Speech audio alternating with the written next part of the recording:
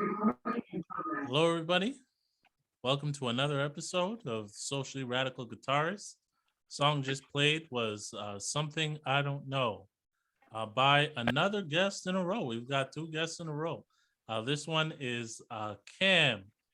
He's a rapper slash musician from Texas. Hello, Cam. How you doing? How you doing? I'm good, good, good. Um, I just, but before we begin, I just want to ask, like, there are a lot of things that people say about Texas, Okay. especially being black from Texas. Is it like what they Uh-huh. say? Like, how is it? How is it over there? How are you Well, doing? what have you heard? That's that. I guess that's the next question. Yeah, that it is like in the city, it's kind of okay, but then when you go out to the countryside, they're almost places that are like no go zones. Like I my brother, he's mean, joking about the countryside being no go zones for him. So uh-huh. I was wondering about that. Is that I mean, I think it's no different in any state, any country you live. There's certain places you can go, certain places you can't go. The vibe of the people. I would say in them small towns, that's the small towns what you got to be weary about. That's where you're gonna see a lot of Confederate flags and all that. Oh, can we cuss? um I did. Oh yeah, actually I gotta remember to put the disclaimer. So when I put the disclaimer, anything that I say or my guests say on this show are the respective opinions of the host of the guests. They have nothing to do with Radio Waterloo or any of its subsidiaries or affiliates. So Okay. yes, go ahead, say it how you want to say it. Shit, bitch, motherfucker. Nah, I'm just kidding. But nah, it really just depends on where you go. I would say those little towns, that is where it gets a little shaky. You could kind of feel a certain vibe, you get certain looks, but it just all depends where you at. Know where you at. Okay. um. So did you grow up in Texas or Yes, I am born and raised. I was born in Dallas. I grew up in Arlington, Grand Prairie, and that's really been about it. I go to Dallas here and there. My mom lives out in Dallas. She lives with my stepdad and my little brother. So I frequent Dallas, Oak Cliff area here and there, and Duncanville. So just the DFW Metroplex is super big, and there's a whole bunch of little towns. So I've been in just about every part of it. wow? So this is your hometown, your base of operations. Yeah, hey, That's I'm here. crazy. So how did you start making music? How did you start rapping? What got you into it? What inspired you? How I got into it, I would definitely say it it stemmed from my dad because growing up, I actually did not like rap music. Funny enough, I lived with my mom, so my mom was not having that shit. She was not letting me listen to nothing with curse words. I was, singing some rap songs, the popular stuff, but she really wasn't having it. She didn't like me repeating a simple song on the radio that's like in my white tee, I slang in my. She didn't want none of that. But my dad owned a music store, and so every time my dad would pick me up, he'd always be like, like that's kind of how me and my dad bonded. He would pick me up and be like, "Oh, guess what I got? It'll be some new music, some a song that doesn't come out until years later, or not years later, but a couple months later." And my dad, he he had this music store up until I was like 23. That's when, the music business changed from CDs to streaming strictly. And he used to do in stores. So people like J. Cole or Wiz Khalifa, Lloyd Banks, like as they were bubbling up, I would be able to meet them personally. So I think that's what kind of like piqued my interest. And obviously, as I got older, started doing my own, looking into different types of music that caught my ear. And now we're here. Wow. So which rappers would you say inspire you the most? The most, like at this moment, or just in general, Like my which life. ones do you think really would you say influence your music the most? Oh, okay. I would definitely say Kanye. I would say Kid Cudi, but at the same time, I don't really even categorize Kid Cudi as a rapper. But I'm gonna say Kid Cudi. I'm gonna say Pharrell, Lil Wayne. Damn, that's really about it. That's really about it. Yeah. Common. Hold Well, on. That no, not a lot of people give Common his flowers. Common go hard. oh, okay. Yeah. Well, that is definitely an interesting list. Your music sounds a lot more like Common than those other ones. Oh wow. Yeah, Okay. Well. that's what I would say. All But right. I yeah, appreciate that. yeah. Um, so like, what space were you in when you were making something? I don't know. Like what that particular song? Like, what inspired you? What were you feeling at the moment? I know you're the socially radical guitarist, correct? Yes. So I was as of late, like last year, I took guitar lessons, and I've been playing the guitar since I was 19. And like I said, last year I took guitar lessons. Everything else was self-taught. So last year I was really trying to buckle down and understand the guitar completely, or as much as I wanted to know how. I just feel like the biggest thing I was missing was chords, and I wanted to try to make chord progressions and shit. And when I made that song specifically, it was really all spur of the moment. At the time, I was listening to a bunch of Red Hot Chili Peppers, where I love their album Californication. That's what Something I Don't Know sounds like to me. Sounds like a Red Hot Chili Pepper song. And when I was making the beat, I didn't know what I wanted to say on it. It was like as I was making it, I was just thinking up lyrics on the spot. And I mean, I wasn't at a low point when I made it, but that song kind of brought that energy out of me, if that makes sense. Oh, okay, okay. So it Yeah. was one of those like damn, this song makes me feel like I just got, because the song is about, it's about being in a relationship, and the relationship is coming to an end, but the person is trying to hold on to it. You know what I'm saying? Like that's why there's some lyrics in there like I tell you how I feel at the wrong time. Why are you thinking that it's all lies? It's like me telling someone, oh man, you're the best. I love you, such and such, but the other person is like, I don't deserve you. You're too good for me. And it just makes it's just like that psychology type of deal. Like you're like, well, damn, why are you telling me you don't deserve a good person? You know what I'm saying? Yeah, yeah, that's kind of crazy. Yeah. Like I what I've noticed is that there's in the few uh in the few songs where you have the guitar, you're really putting your emotion into your lyrics, and it Mhm. seems like it's coming from a different place. Is it just the guitar makes you feel more emotional? What's going on there? Damn, that's an interesting question. I guess, and the proof is in the pudding. If that's what you're getting from the art, then that is what it is. But I would say definitely, because the guitar, it's one of those instruments that it evokes emotion. Like the fucking Isley brothers, Alex Isley, like it made Yeah. Ron Isley sound great. You know what I'm saying? It made Jimi Hendrix. He wasn't the best singer, but it's like his guitar was singing with him. You know what I'm saying? Even guitarists like John Mayer, like he's not the best singer, but the guitar, like your voice is an instrument, your guitar is an instrument, but you can make the guitar sing. You know what I'm saying? And that's what I was really trying to focus on with this album, and making a lot more songs that were guitar oriented to evoke that type of emotion from me. Mm, that's interesting. And as a guitarist, I really enjoy that.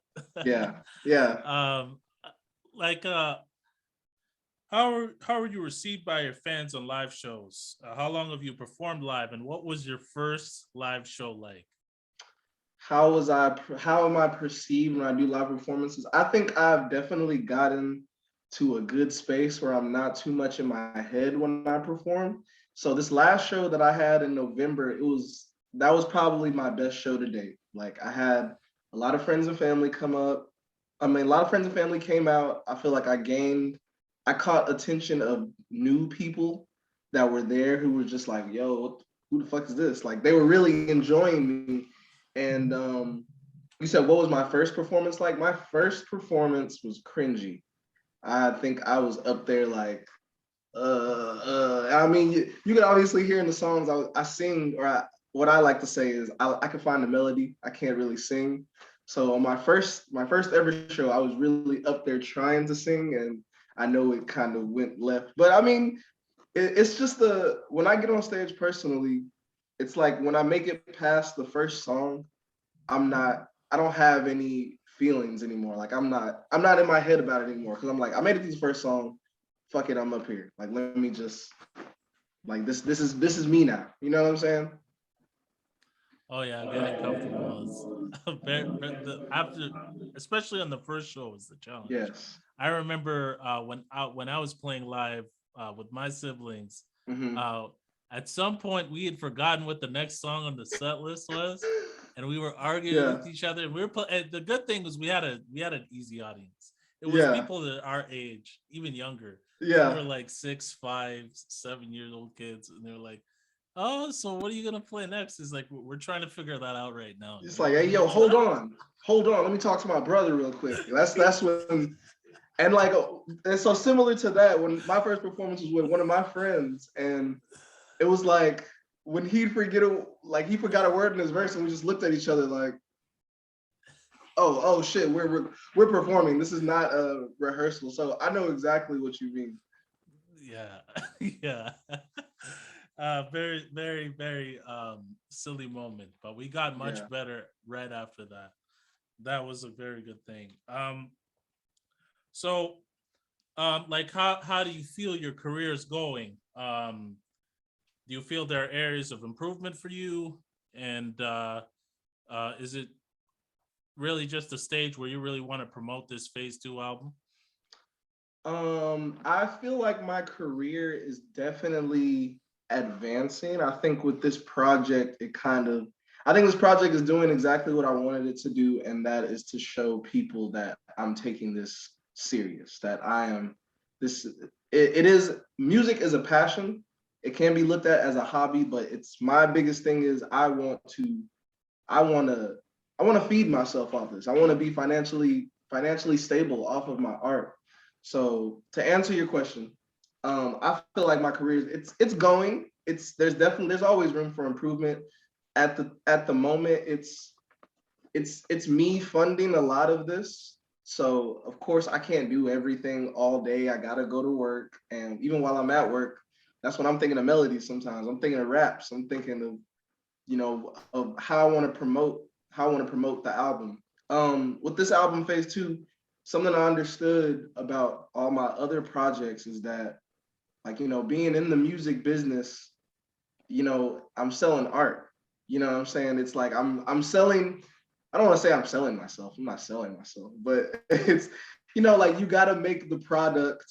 You gotta make the product. You gotta show people the product. You gotta show your face. You gotta be engaged. You know what I mean? And I'm just trying to push this project as much as I can because I understand that that's what a lot of these artists do. Like they drop an album, they do promo for like 4 months, and then they go back to the studio. You know what I'm saying? And that's just something I've understood studying the game, and I'm really trying to apply that with this project, regardless of how many people it reaches. Like I'm trying to, do as much marketing as I can, do interviews like this. It doesn't. If I reach 2 people, that's 2 new people. I look at it like that. I'm not mad at it. So. Okay, all right, that's good. So the album, I noticed it was released under Don's Son. Is that like a family independent label release kind of thing? Is that your release? Are you It's self-released? it's self-released.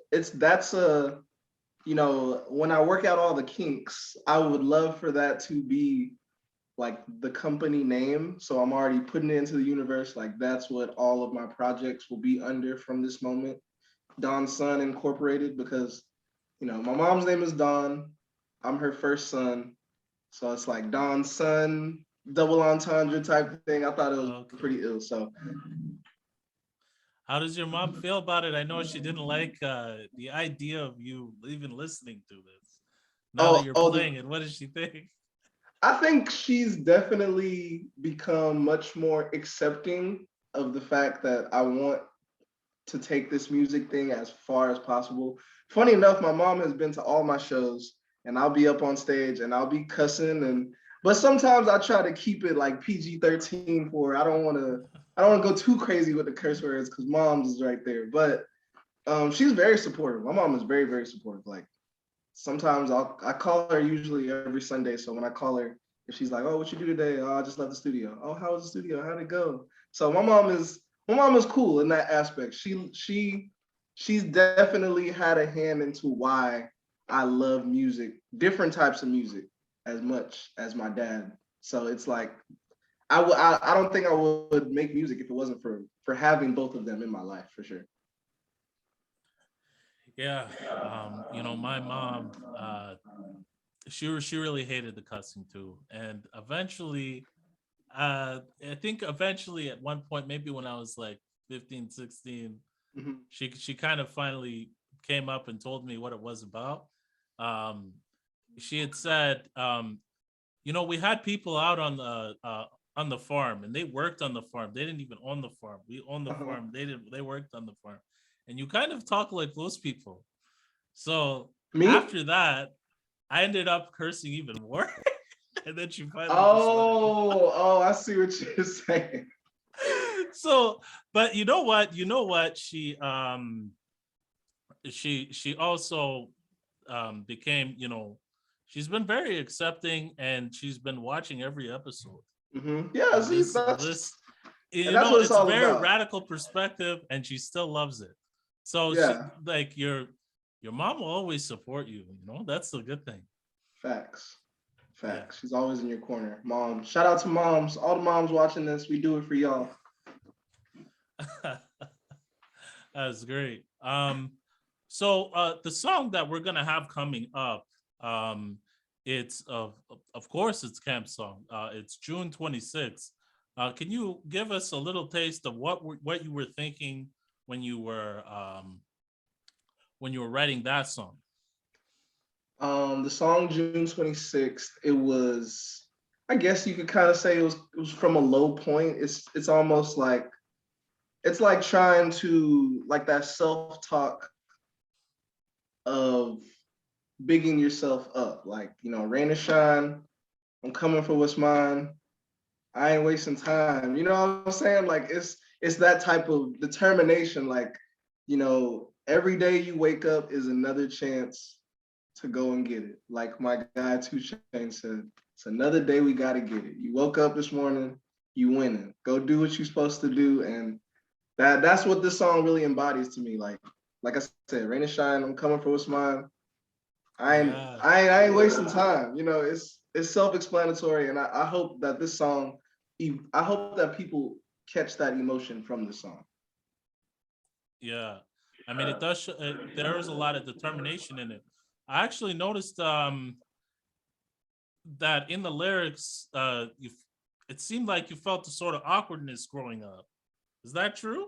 Was that what was going on with I you? think yes, I definitely did. I definitely did because I would get the stigma of, I talk too proper or something as silly as I got long eyelashes or, I was short or, I was into skateboarding while everybody else was growing up watching football all day. Like I was listening to rock music early before it became a wave of RIP of the Juice Worlds and Trippie Red before this lifestyle was really really embraced. It was like I grew up and I was an outsider, so I would kind of be feeling like, well, damn, like, I look like you. Why are you treating me differently? It's like, I don't know. I kind of viewed it as almost like a self-hate type thing, and I was like, but as I got older, I understood like, everybody isn't into everything else that you're into, number one. And number two, like, you can't take it too personally. Like, regardless, at the end of the day, or the biggest thing I would say, there's an episode of Fresh Prince of Bel Air. And I'm sure, did you watch Fresh Prince? Oh man, I think we've seen every So episode at least 3, 4 times, man. Yeah. you probably know the episode I'm gonna talk about is when Will and Carlton were pledging to be in a fraternity, and they were hazing Carlton terribly, and they weren't doing it to Will, and Will was like, "Why y'all treat my cousin like that?" And he was the dude was like, "Man, he uppity. He's not like us." Da da da da. And then when Carlton heard that, he was like, "Why are you tripping me up? We're running the same race, regardless of how I act. I look like you look like me, skin wise, and they see that. So if you're blocking me, you know, you're not uplifting your people. You are part of the problem as well." And when I saw that episode, like it hit me deeply. I think I watched that shit when I was like 14 or 15. So it like really struck a chord, and I mean that's one of the reasons why I like artists like Pharrell and Kid Cudi and Kanye, even Tyler the Creator, because I could tell they had a similar upbringing in that sense of, you know, you're not for us, but at the same time, it's like Kid Cudi inspired a black kid like me, so I want to do the same for another black kid in fucking Iowa. You know what I'm saying? Or Dakota. You know, like a random place like that.